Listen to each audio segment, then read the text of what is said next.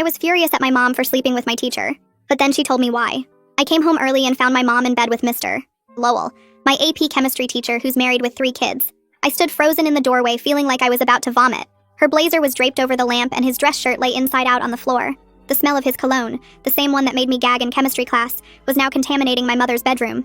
Mr. Lowell ran past me clutching his pants while his pale chest showed scratch marks, and my mother wrapped herself in a sheet with her face completely drained of color.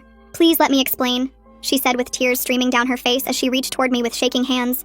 "How could you?" I screamed and backed into the hallway. "He's my teacher! His wife goes to your book club." My mother sat on the bed and put her head in her hands while her whole body trembled. I had no choice. "Everyone has a choice about who they sleep with," I said as my voice cracked. Mom said, "Mr. Lowell has been selling pills to students at your school." My face dropped. "What?" "Fentanyl, sweetheart, Xanax, Adderall. 3 kids have overdosed this semester alone." I stared at her and tried to process this. "So you decided to have an affair with him? How does that make any sense? Even if he was, why wouldn't you just call the police?" My mother stood on unsteady legs and walked to her closet. She pulled out a box from the top shelf with trembling hands. Inside were photos, recording devices, and documents with FBI letterhead. My blood went cold when I looked at surveillance photos of my chemistry teacher in dark parking lots. "Mr. Lowell isn't just some teacher selling pills on the side," she said while her voice broke. "He's part of a major operation. They're using teachers in 5 districts because no one suspects educators." She sat back down and looked older than I'd ever seen her. "The FBI recruited me 6 months ago because I had access to him through school events. I was just supposed to gather information at PTA meetings, but he wouldn't talk business unless we got closer." Tears were running down her face now. "One of the kids who overdosed died last month. You remember? He was 14 years old. His little sister found his body. I remembered his memorial where his parents sobbed uncontrollably. His little sister had to be carried out of the auditorium while the rest of us wore purple ribbons." "Does Dad know?" I whispered. "No one knows except my handler." She looked destroyed. "Not even your father knows because if anyone knew, the whole operation would collapse." She spread photos across the bed showing Mr. Lowell meeting teachers in parking garages. Text messages using code words were visible alongside a spreadsheet of student names with prices that made me sick. These were kids I knew and sat next to in class. "They target specific students," she said while showing me their notes. "Kids with divorced parents, kids with anxiety about college, and foster kids are all marked. They know exactly who's vulnerable." She pulled out another document while her hands shook worse now. "They're expanding to middle schools and planning to recruit 8th graders as dealers. Your brother's friend Bram is on their list." I felt my stomach drop thinking about Bram, who played video games at our house every weekend. He still wore superhero shirts and collected Pokemon cards. "Look at his file," she said. "Single mom who works nights and they're behind on rent. They know exactly what to offer him. They've been watching him for months and documenting his routine." She showed me more files detailing 5 kids who died from overdoses in 2 years, with all deaths made to look accidental or like suicides. Teachers were discussing doses in group texts, like they were talking about homework assignments. "Mr. Lowell handles the AP students personally," she said. "He offers them study aids for the SATs, then gradually increases the doses. He has 17 honor students hooked right now." She showed me a photo of a girl from last year's graduating class. We were told she killed herself, but she actually overdosed on pills he gave her the night before finals. My mother was sobbing now. I tried keeping distance, but he started getting suspicious. The only way to get close enough was to do this. Now I'm so close to getting them all because he trusts me. He's starting to show me the supplier network. She looked at me with desperate eyes. 3 more weeks and we can arrest them all, including every teacher and every supplier. We can save all these kids. But I need more evidence like names and locations. "I can help," I heard myself saying. She stared at me for a long moment while tears still fell. I said, "I'm his lab assistant. I have access to his computer during prep period. He has a second phone in his desk." My mother's face crumbled completely. She reached into the box and pulled out a tiny recording device, which she handed to me with shaking hands. "Tomorrow, you act completely normal. Can you do that?" I thought about my classmate's little sister finding his body. I thought about Bram being targeted. I thought about the 17 honor students who didn't know they were dying. "By any means necessary," I said. The recording device sat on my nightstand all night while I stared at the ceiling and counted every car that passed our house. Around 3 in the morning, I gave up trying to sleep and just held the tiny device in my hand, turning it over and over while thinking about those dead kids. Mom knocked on my door at 6, and when she opened it, her eyes were so puffy and red that she looked like she'd been crying all night too. She asked if I was ready, and I just nodded because my throat felt too tight to talk. Downstairs at breakfast, Dad kept looking between Mom and me while we avoided eye contact and pushed eggs around our plates. Augie was talking about his science project on volcanoes, and how he needed baking soda and vinegar, but nobody was really listening. I forced myself to eat 2 pieces of toast, even though they tasted like cardboard, because I knew I had to act normal at the school. Dad finally asked if everything was okay, and Mom said she just had a headache while I mumbled something about a test. The car ride to the school was completely silent, except for the radio playing some morning talk show that neither of us was listening to. When Mom pulled into the parking lot, she grabbed my hand before I could get out and squeezed it 3 times, which was our old signal from when I was little that meant I love you.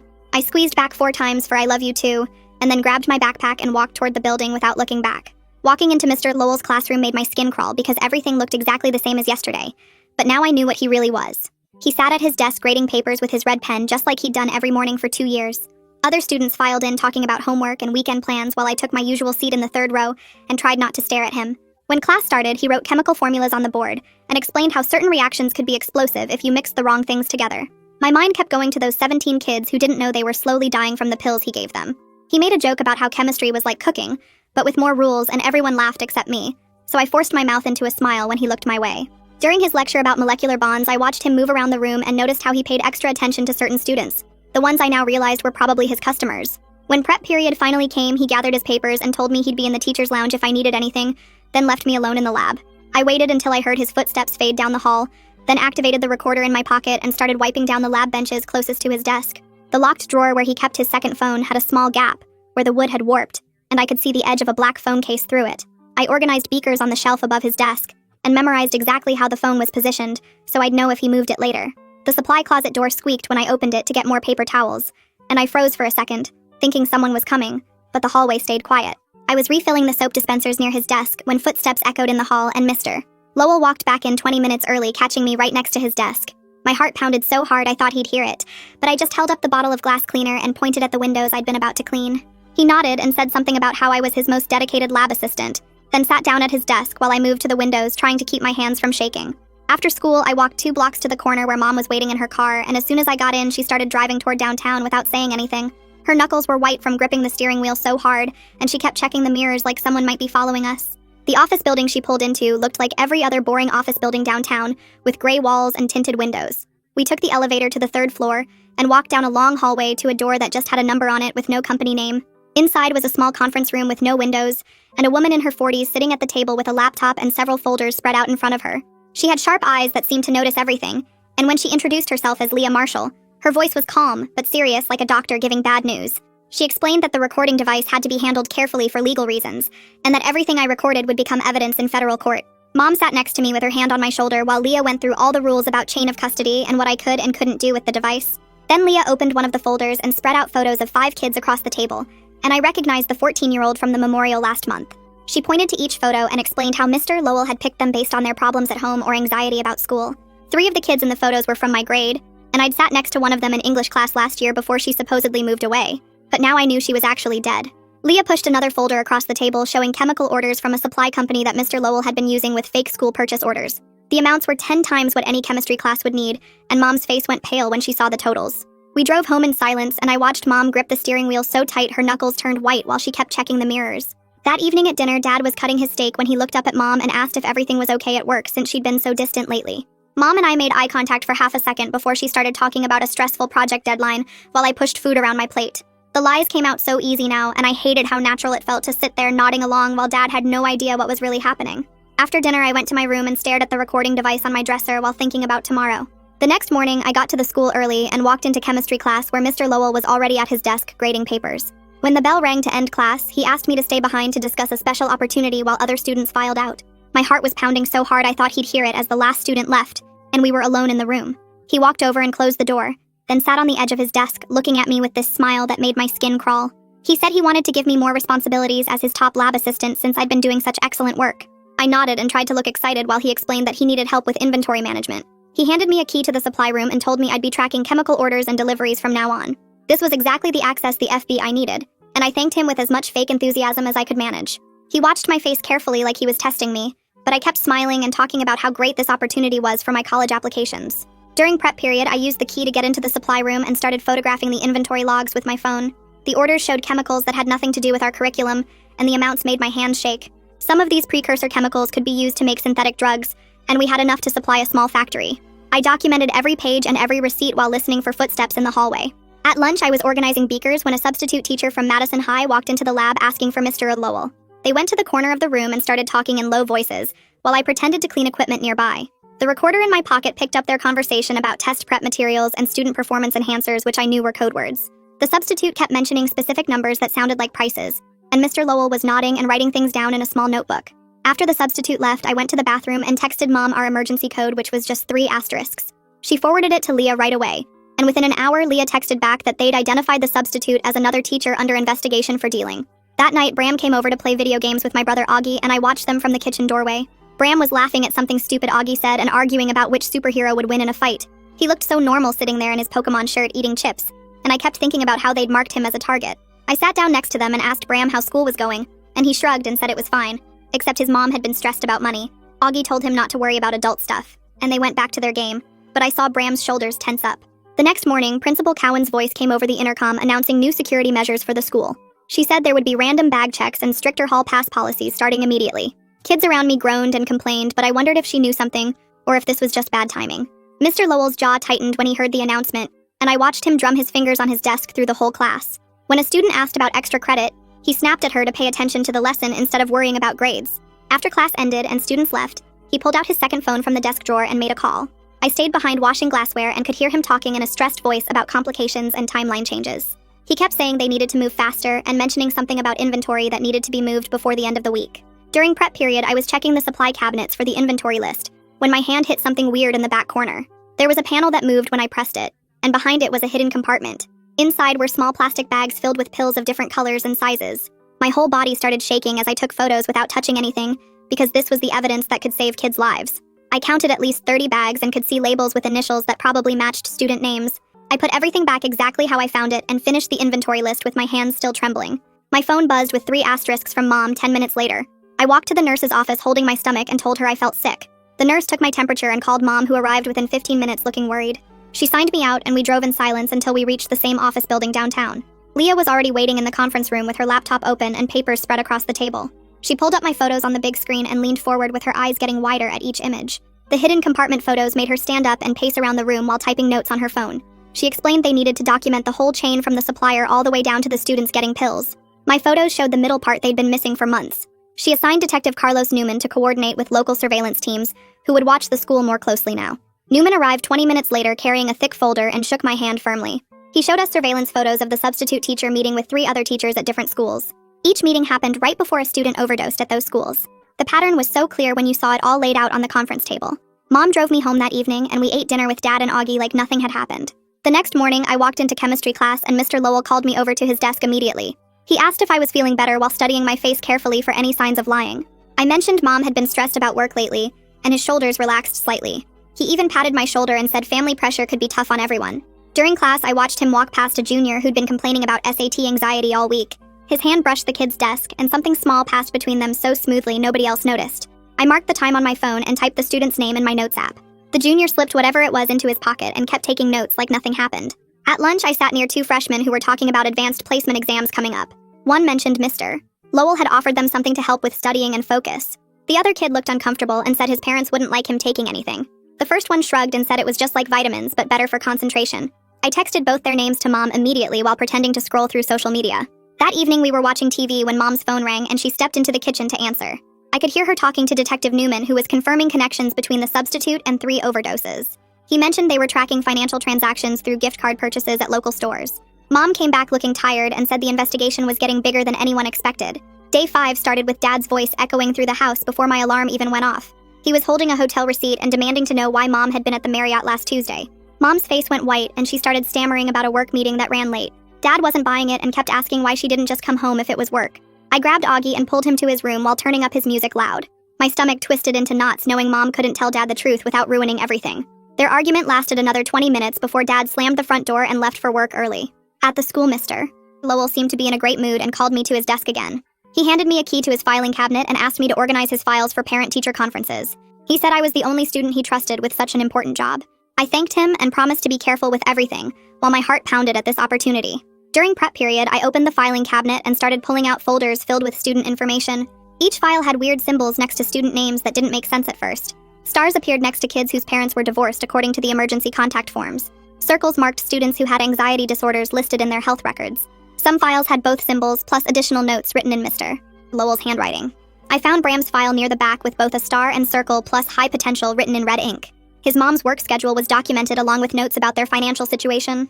There were even observations about which video games he liked and what snacks he bought at lunch. My hands shook as I photographed every page without disturbing the order of the files. Other students on the list included kids I knew were struggling with college applications or family problems. The targeting was so calculated and specific, it made me feel sick to see it all documented.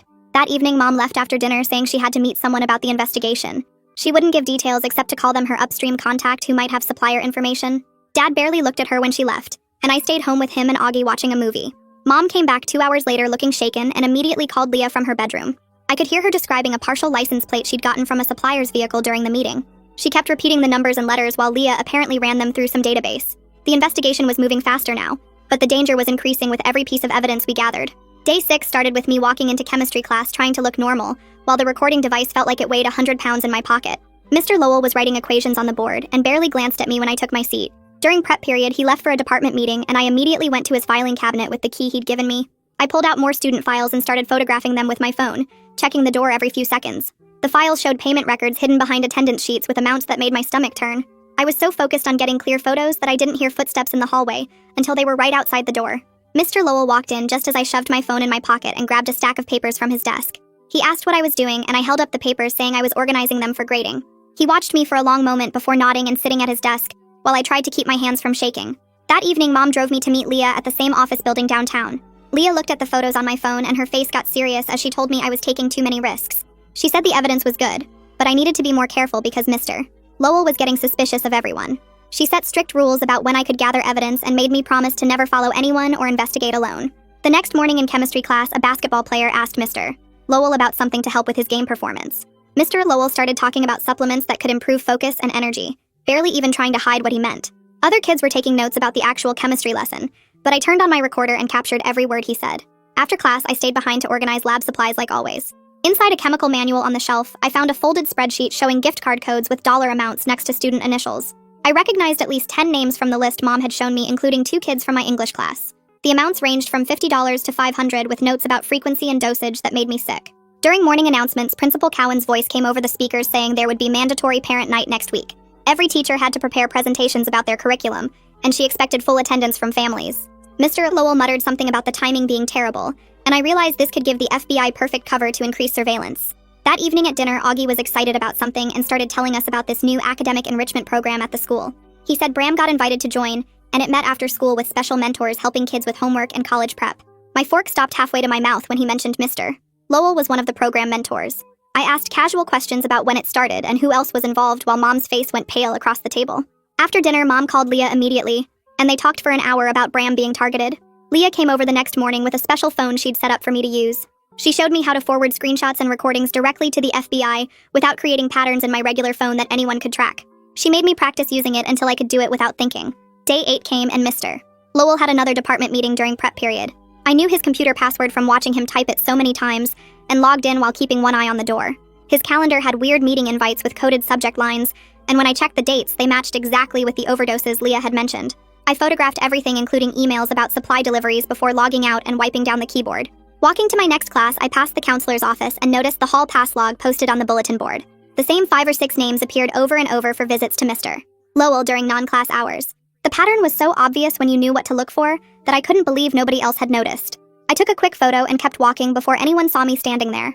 That afternoon, Mom got a call from someone and her face lit up for the first time in days. She called Leah immediately, and I could hear her repeating numbers and letters from a license plate. The partial plate Mom had gotten matched a teacher from Riverside High, who'd been under surveillance for months. Leah said this was the breakthrough they needed to connect the whole network, and she was starting to prepare warrant applications. She warned us that the dangerous phase was coming because once warrants were filed, the dealers might get tipped off and try to destroy evidence or run. Day 9 started with my stomach already in knots before I even got to chemistry class. Mr. Lowell stood by the door when I walked in and asked to check my bag for his missing calculator. My whole body went rigid as he unzipped the main compartment and started pulling out notebooks and folders. The recording device sat in my inner jacket pocket, feeling like it weighed 1,000 pounds while he dug through every single pocket of my backpack. He pulled out pens and gum wrappers and old hall passes while other students walked past us into the classroom. My hands stayed steady even though my heart was pounding. So hard I thought he might hear it. He finally handed the bag back and said something about checking the prep room later. During third period, a delivery truck pulled up to the loading dock, and I watched from the window as boxes got unloaded. One box had different tape and sat separate from the others with a shipping label that looked weird. I walked past the loading area during passing period and memorized the tracking number on that box, plus the badge number on the delivery guy's shirt. The custodian was moving the boxes inside, so I helped carry some to look helpful while keeping my phone ready. I managed to get clear photos of the weird box from 3 different angles without anyone noticing. That afternoon, Mom picked me up and drove straight to meet Detective Newman at a coffee shop downtown. He looked at my photos and got excited about the tracking number matching a shell company they'd been watching for months. He told Mom they were building a solid case, but needed just a little more evidence to make sure nothing got thrown out in court. We got home around 6 and found Bram sitting on our front steps with tears running down his face. His mom had lost her job that morning, and their landlord was already talking about eviction if they couldn't pay next month's rent. Augie brought him inside and got him some water while I watched this kid who still collected Pokemon cards sob about maybe having to move in with his aunt in another state. Everything about his situation was exactly what Mr. Lowell looked for in kids to recruit. After Augie took him upstairs to play video games, I followed them and asked Bram if I could talk to him alone for a minute. I told him that if any teachers at the school offered him ways to make quick money or special opportunities, he should talk to me first. He looked confused but wiped his face and promised he would check with me before taking any offers from teachers. The next morning, Mr. Lowell assigned me to watch 5 kids taking a makeup quiz during lunch, which meant I'd have access to the whole lab alone with them. He stood in the doorway watching how I handled giving out the quiz papers and checking that phones were put away. I realized he was testing if I could be trusted with bigger responsibilities and tried to act confident while my hands shook slightly. After he left, I supervised the quiz while also checking the supply closet for anything suspicious. Later that afternoon, we got new lab supplies delivered, and I helped move boxes from the hallway into the storage room. One box felt way too light for its size, and when I shifted it, something inside moved wrong. I set it down carefully and noticed the bottom had a weird seam that didn't match the other boxes. My hands were shaking bad as I took photos from every angle without disturbing the false bottom I could feel underneath. Footsteps came down the hall, so I quickly stacked other boxes on top and grabbed a clipboard to look busy. The janitor walked past without looking at me, and I waited until he was gone to take more pictures. That evening, Leah came to our house with Detective Newman, and they spread out all my photos on the dining room table. They said my evidence was enough to fast-track the warrant requests, and explained that parent night next week would be perfect for coordinated arrests. Newman showed us a map with red dots marking all 5 school districts where teachers would get arrested at the exact same time. They wanted to use the crowds and chaos of parent night as cover, so nobody could warn each other or destroy evidence. After they left, we were eating dinner when Dad pulled something from his pocket and asked what it was for. My spare recorder battery sat in his palm, and I felt my face go hot while trying to think of an excuse. I said it was for a school project about sound waves in physics class while Mom stayed completely quiet across the table. Dad looked between us with this expression that said he knew something was wrong but couldn't figure out what. The whole room felt like it might explode from the tension, until Augie asked if we could have ice cream and broke the moment. Later, after Dad went to bed, Mom and I sat in the kitchen and talked in whispers. She said if Dad pushed any harder about what was going on, we'd have to tell him everything, but only with Leah there to explain it properly. We couldn't risk him getting protective and doing something crazy like confronting Mr. Lowell at the school, or accidentally saying something that would blow the whole operation. Mom's hands shook as she put the dishes away, and I could see how much lying to Dad was destroying her. I went to bed that night thinking about how parent night was only a week away, and everything would finally be over soon. The next morning, I was walking to first period when screams came from the girls' bathroom and everyone started running toward the noise. A sophomore named Kelly was on the floor shaking while foam came out of her mouth and her friend kept screaming for help. 2 teachers pushed through the crowd and one started CPR while the other called 911, and within minutes, paramedics rushed in with a stretcher. They stuck needles in her arm and put an oxygen mask on her face while the principal made everyone go back to class, but we could still hear the sirens. The whole school went into soft lockdown, which meant nobody could leave their classrooms, and security guards stood at every exit checking IDs. Through the small window in our classroom door, I saw Mr. Lowell standing in the hallway watching the paramedics wheel Kelly past, and his face showed no emotion at all. He just stood there taking notes on his phone like he was documenting what happened for some report. After they took Kelly away, Principal Cowan came on the intercom and said parent night would have extra security this year, including metal detectors and bag checks at all entrances. Teachers started complaining in the hallway about the new rules being too much, but Mr. Lowell looked really upset and kept checking his second phone. He made 3 calls during lunch, and I heard him say something about adjusting the schedule and finding alternative entry points while pacing near the supply closet. That afternoon, Mom picked me up and drove straight to the FBI office where Leah was waiting with a whole team of agents. She said I could help during parent night, but only in a limited way by staying in the chemistry lab and watching for anything unusual. She gave me a wire to wear under my shirt and made me practice talking normally while wearing it so I wouldn't touch it or act weird. She kept saying I was only supposed to observe and report, not engage with anyone suspicious or try to be a hero. On the drive home, Mom's hands shook on the steering wheel, and she said Dad had found more evidence of the affair and was getting really angry about it. When we got home, Dad was waiting in the living room with his arms crossed and his face red with anger. "We need to talk about what's going on," he said, and Mom started crying immediately. She sat on the couch and put her head in her hands while Dad stood there waiting for an answer. "I can't do this anymore," Mom said through her tears. Dad started yelling about trust and marriage vows when the doorbell rang, and Leah walked in without waiting for anyone to answer. She showed Dad her FBI badge and said she needed to explain everything right now before things got worse. Dad's face went from angry to confused as Leah laid out photos and documents on our coffee table showing the whole drug operation. She explained how Mom had been recruited 6 months ago and why she had to get close to Mr. Lowell to gather evidence. Dad sat down hard on the couch and stared at the photos of dead kids while Leah kept talking about suppliers and distribution networks. "You're telling me my wife is sleeping with a drug dealer to save kids?" he asked, and his voice cracked. Leah nodded and showed him more evidence, including recordings Mom had made and texts from Mr. Lowell about expanding to middle schools. Dad looked at Mom, who was still crying, and then at me, And I could see him putting pieces together about my weird behavior lately. She's helping too, isn't she? He asked Leah, who nodded again. Dad stood up and walked to the window and stayed there for a long time before turning around. What do you need me to do? He asked, and Mom started sobbing harder. Leah explained that parent night was in 3 days, and they needed everyone to act normal until then, so the arrest could happen without warning. Dad agreed to play along and even said he'd go to parent night to help maintain cover, which made Mom grab his hand. The next 3 days felt like walking through mud, with every hour dragging while we waited for parent night to arrive. Finally, the evening came and the school parking lot filled up with families while FBI agents pretended to be parents walking around with fake kids. I sat up in the chemistry lab organizing displays of student work while watching families stream through the hallways. Mom stayed close to Mr. Lowell, playing her role as his girlfriend, and I saw her touch his arm and laugh at something he said, which made my stomach turn. The lab filled up with parents looking at science projects, and Mr. Lowell started his chemistry demonstration mixing chemicals that changed colors. While he worked, he said to another teacher standing nearby, "Titrations at level 3 need adjustment for optimal results." Mom's face stayed calm, but I saw her texting under the demonstration table and knew she was alerting Leah about the code. 20 minutes into the event, a white delivery van pulled up to the loading dock, which was weird since deliveries never came at night. Detective Newman's team followed it with unmarked cars, while Mr. Lowell excused himself, saying he needed to check on supplies. 4 agents dressed as parents followed him at a distance while he walked toward the loading dock, talking on his second phone. I was cleaning up beakers when Mr. Lowell appeared right behind me near the supply closet, making me jump. "Your mom and you have been very helpful lately," he said, and his voice had this edge to it that made my skin crawl. "I just want to do well in chemistry," I said, trying to sound confused. "Science fair is coming up and I really want to win." He stared at me for a long moment before Mom appeared, asking about the demonstration and whether he needed help cleaning up. She touched my shoulder briefly while asking Mr. Lowell about the next parent presentation, and I felt her squeeze gently to let me know she was there.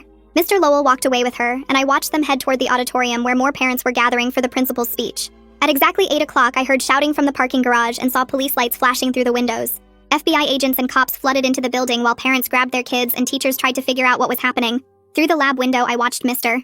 Lowell get tackled to the ground in the parking garage while 12 other teachers got arrested at the same time. Someone grabbed my arm and pulled me away from the window while cops were shouting and parents were screaming and kids were crying everywhere. A woman in an FBI jacket led me down the hallway away from all the chaos and into Principal Cowan's office, where Dad was already waiting with Augie. Dad pulled both of us close and his arm went around my shoulders while we watched more police cars pull into the parking lot through the office window.